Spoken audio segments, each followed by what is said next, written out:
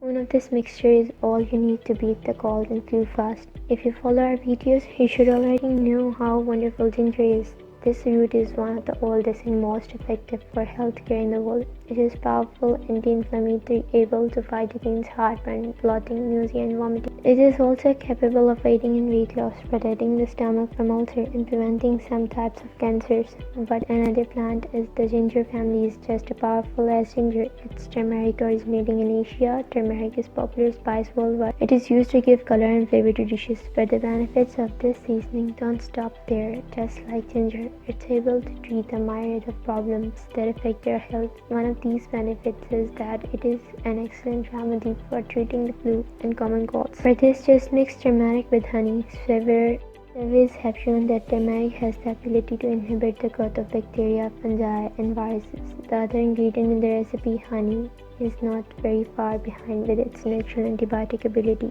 In addition to being a powerful bactericide, honey is antiviral and fungicidal. That means it also fights viruses and fungi. According to a study by Selva Regina University in Newport, Connecticut, honey is one of nature's most potent bacterial killers. This recipe will strengthen the immune system and help combat the agents that cause the flu.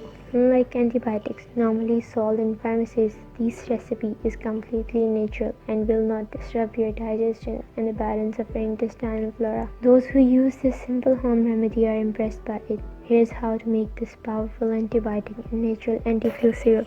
Ingredients: 1 tablespoon of turmeric, 100 grams of pure honey, preferably organic. Instructions: put the turmeric and honey in a glass bowl, mix them well, and then transfer the mixture to a glass jar, keeping it sealed tightly. How to use it: to treat a flu, virus, or cold, we suggest Day 1, half a teaspoon every hour until 6 p.m. Day 2, half a teaspoon every 2 hours until 6 p.m. Day 3, half a teaspoon every 8 hours. Remember, if you have diabetes, you should consult your doctor before